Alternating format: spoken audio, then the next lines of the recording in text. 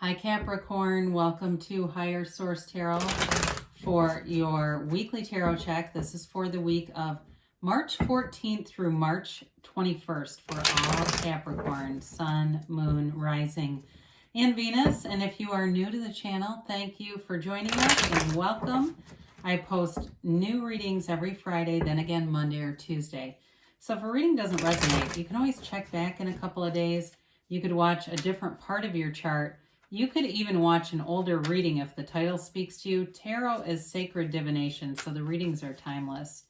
I want to thank everyone for everything you do for the channel, from watching readings to liking videos and, of course, subscribing. I appreciate it all, and thanks again. And if you haven't subscribed yet, I'd love to invite you to join us. Then you'll know when any new announcements are made. So let's begin and get the guidance here for Capricorn, Sun, Moon, Rising, and Venus. What does Capricorn need to know, please? Messages do you have for Capricorn? All right, so we begin here with the tarot, and then we will use the angel answers as well. You've got here the Ten of Cups, the Seven of Cups, Justice, the Emperor, interesting. The Four of Cups, the Knight of Wands, the Chariot. I feel like the Chariot's been in a lot of readings.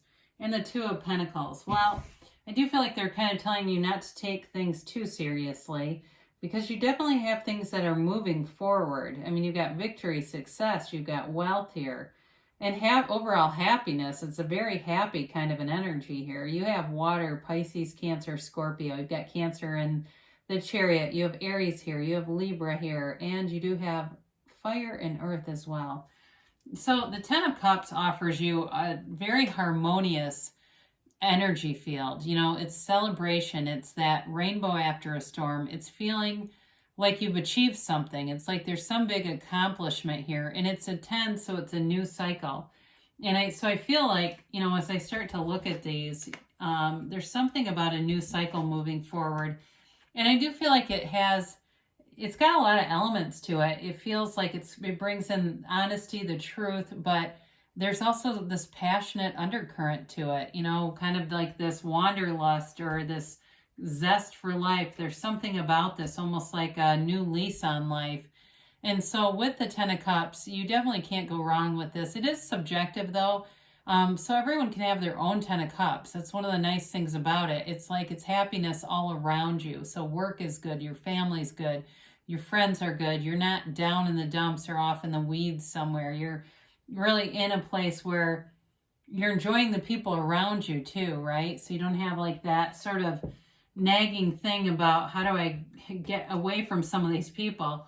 So the Seven of Cups, and I see it a couple of times here, I do feel like you're going to have a lot of options coming in.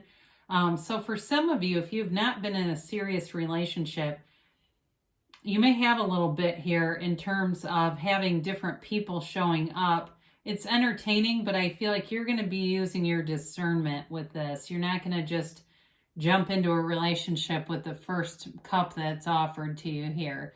It is, though, too, they are telling you, speaking of discernment, you know, just as far as like taking off your rose-colored glasses, that's part of the symbolism of this card. So really wanting to look at things. So if there's something that you're doing that's related to the Ten of Cups and it's not a relationship, but it could be like test driving cars or looking at a house or something like that. And it's like not falling in love with curb appeal and looking beyond all that. You know what I mean? Not falling in love with the exterior and going into the interior and really looking at things. And that may be too in terms of a relationship, you know, that may be too an indicator. And again, it's more, that really is more symbolic than anything else. But justice is about taking a stand, putting your foot down, and it is the absolute truth. It's knowing the truth, seeing the truth. So with the Justice card, you can't be fooled anyway. So some of you knowing this is what I love about tarot. If you're in a situation where you do have choices, I feel like the tarot gives you great guidance in terms of, they keep saying this about using your discernment. And so once you're aware of that, you know, with awareness comes responsibility. So if that's you and it makes sense to you, you're going to go into a situation more aware of things. And so With Justice, though, it does bring in balance. I mean, you're not, this is the card of the lawyer, of the judge, of the legal system in general. I don't necessarily get legal in this reading, though. I do feel like it's more about using your analytical mind. And so Libra energy here, and maybe a Libra that you're dealing with who's also very analytical. If it is, you already have a relationship and maybe you're looking at moving or getting something new, some material investment kind of a thing. Again, it may be more them, that they're just very analytical, because too, you have the structure and the authority of the Emperor. So the Emperor is all about following rules. So some of you may be very kind of feeling very rule oriented. You're not the problem child in a situation. You're the one that actually follows and does what you're supposed to be doing, and that you can't really go wrong with that, because with Justice here too, I do feel like there's a protective energy around you. And somebody here is going to be very good about documenting things anywhere, getting things in writing so there's no confusion later down the road. But you've got great confidence. You've got a real eye for, kind of sifting through things and getting down to the bottom of things. So with this, it could be work related too, where you're able to analyze things and come up with the truth rather quickly.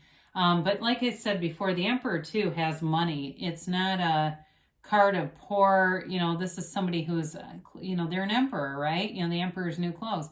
I mean, it's really about having a lavish lifestyle and riches and prosperity around you, confidence. And so feeling very confident too about manifesting money for some of you. So I mentioned before, some of you are going to have a lot of options, but boy, you're going to be kind of a hard sell with this Four of Cups. You're not going to take anything that's not really what you're looking for. And if it's a relationship, like I said, I don't see you settling for somebody just to be in a relationship. So if you're going out more frequently now and you're kind of looking around, wondering who else has survived, who else is still standing after this pandemic, it might be a bit of a delay, maybe 4 weeks, maybe 4 months.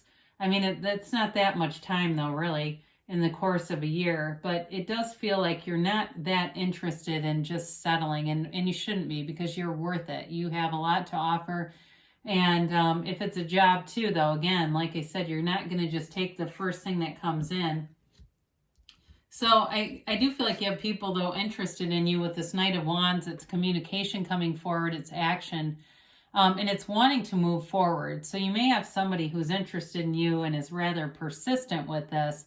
Now, in terms of work, this is an interesting card to have, because I do feel a connection to you with Justice and the Emperor, and this kind of energy is really opposite of that. This is like the person at work who shows up late for meetings all the time, and they don't do things they're supposed to. They don't follow through. They drop the ball. They kind of come in laughing, and maybe they're a fun person to work with, but not always the most productive.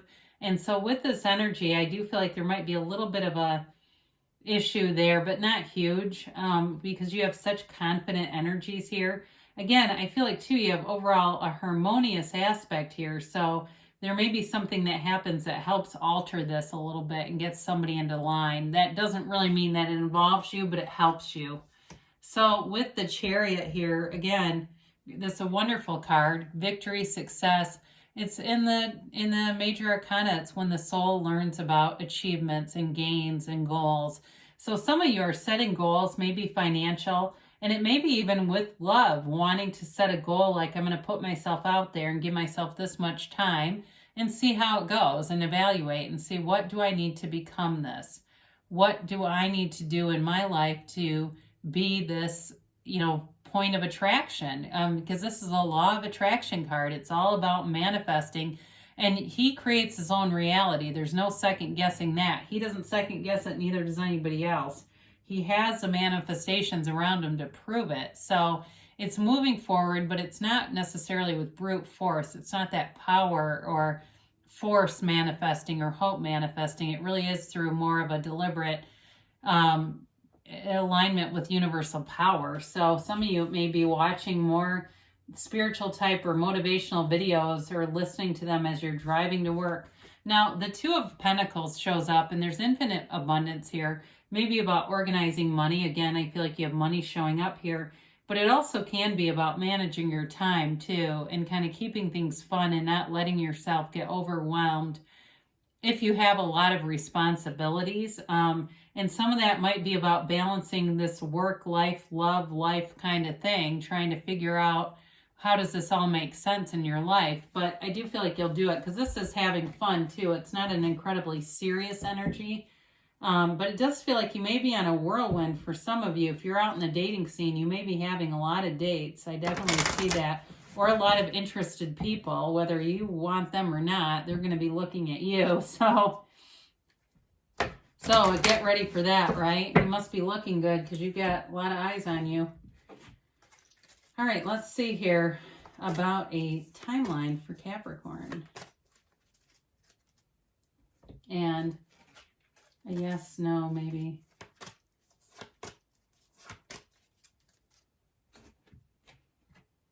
You have here, listen to your intuition. So that inner guru, tapping in to your best teacher, your internal teacher, that one that's connected to source energy. It's guiding you and wanting you, maybe those things like says, hey, go out with this group of people or meet up with these people, even though you don't feel like it. They say you have no need to worry. So if you're listening to this and going, I just don't see this happening for me. I would love it, but I'm not sure.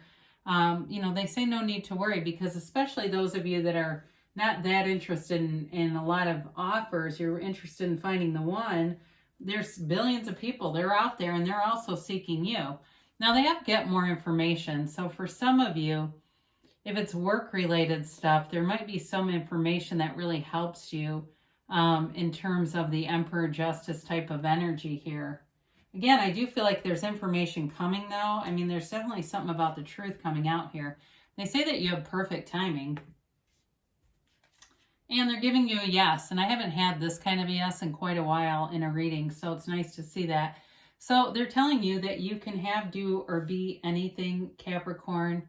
I love you and I'll be back again soon.